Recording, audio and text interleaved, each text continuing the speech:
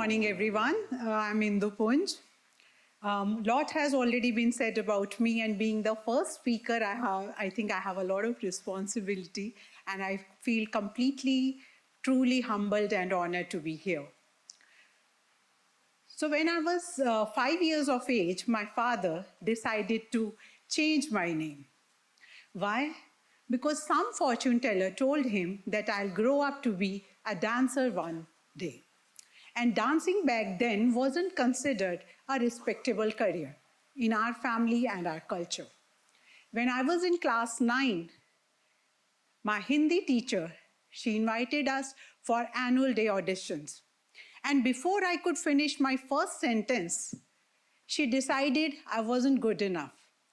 In front of the entire class, she announced, "You can never be on stage. You are not good. You are not good enough."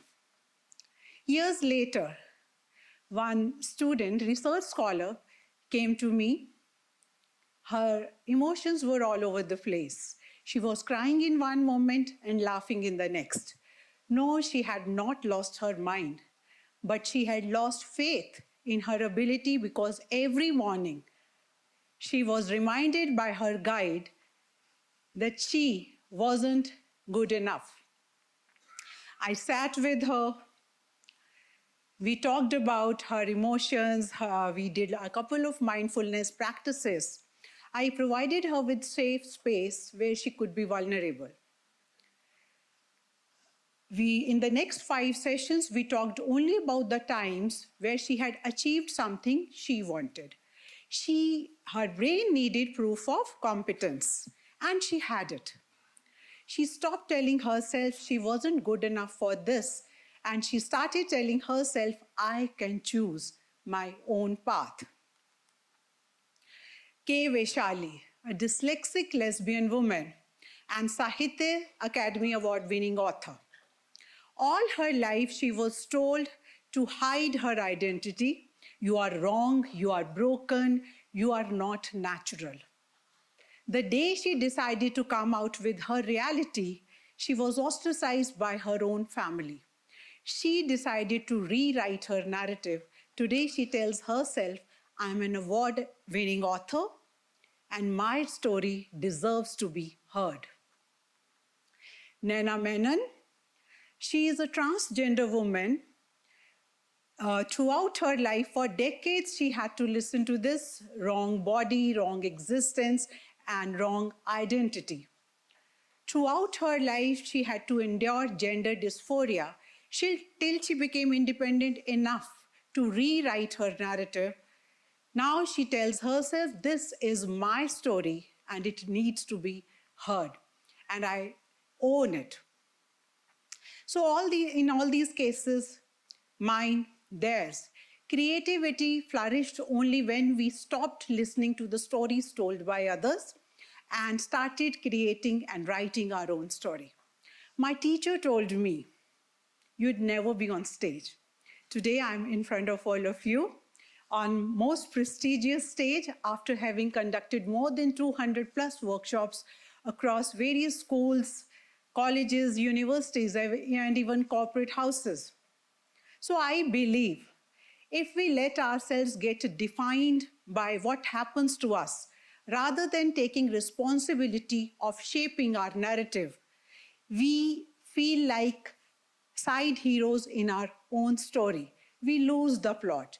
Therefore, always choose your narrative mindfully, because the most important story is the one you tell yourself.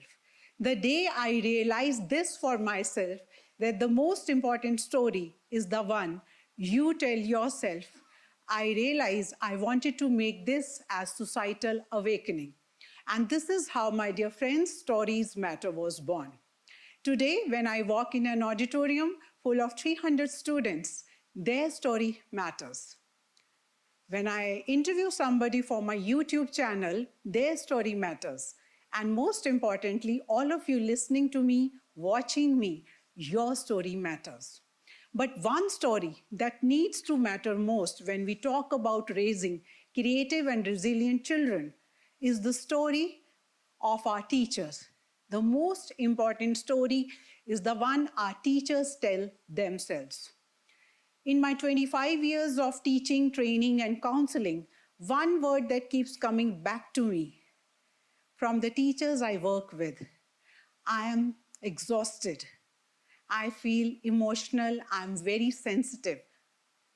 Because teaching in our country is a woman-oriented career.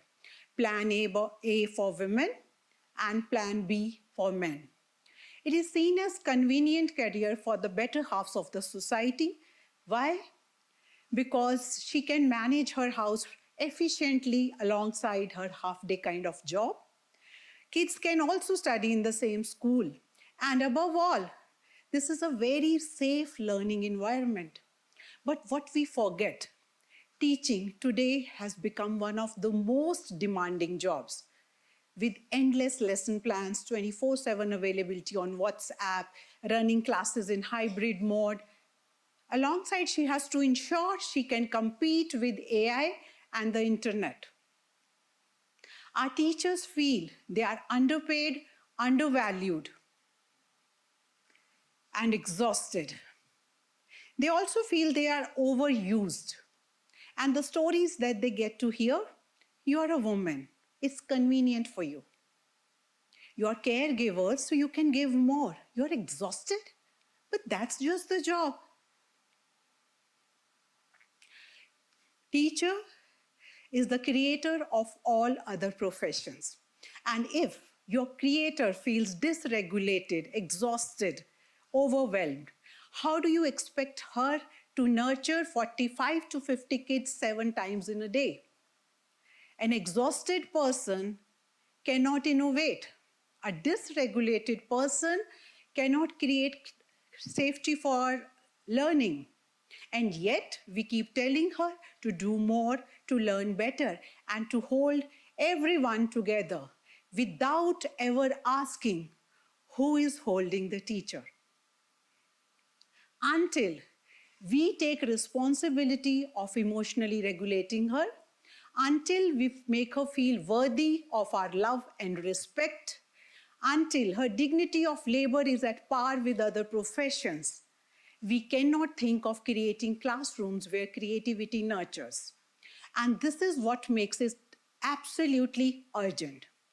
Our government has already recognized the need for mental health and student well-being.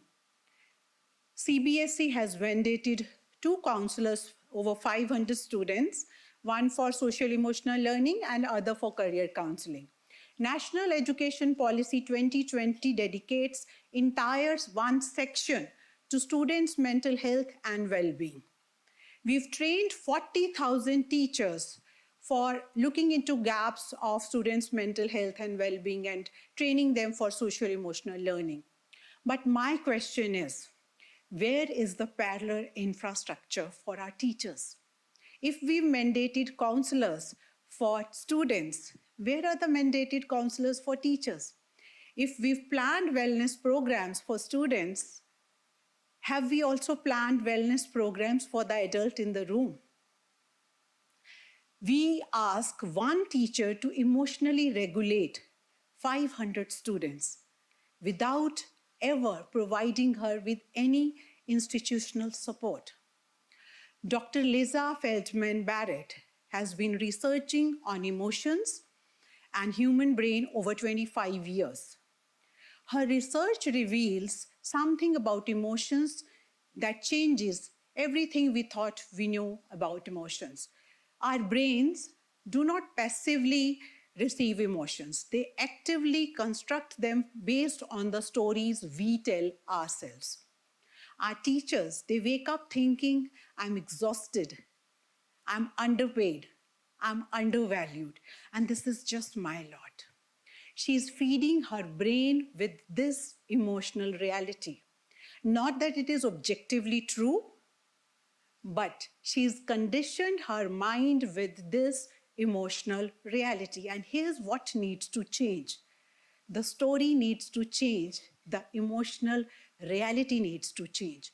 But this cannot happen by fixing the mindset of one individual. Here is a call to our education system, school boards, school management, to create conditions for our teachers which allow them to thrive. How do we do that? By reducing our non-teaching load, by ensuring that we plan wellness programs for our teachers also, and also ensuring that dignity of labor is not just a slogan on Teachers' Day. If we take responsibility of mental health of our teachers, we are ensuring that we create ripple effects for 500 other students. So I travel to remotest parts of the country to work with teachers. Not that systemic change is not required, because they cannot wait for one policy to change. I teach them to breathe, to pause, and to again identify that the voice telling them this, that she is not enough, is not theirs. They need to rewrite the story, and we at the education system, school boards, government, we need to rewrite the system. Not the story that says just a woman, just a teacher, just exhausted, but the story that says, I am the creator of all other professions. I choose to thrive myself. I choose to regulate my inner world. If we really want to bring change in the education world, it will not happen with one new policy, one new document, or a new reform document. It will happen only with one regulated adult in the room, by being the calm in the classroom, by being safety before syllabus, following connection over correction.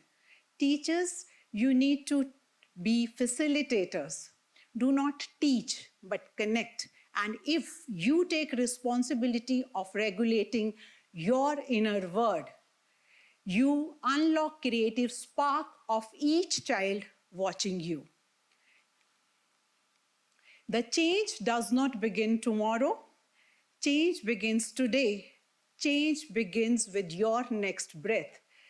Thank you.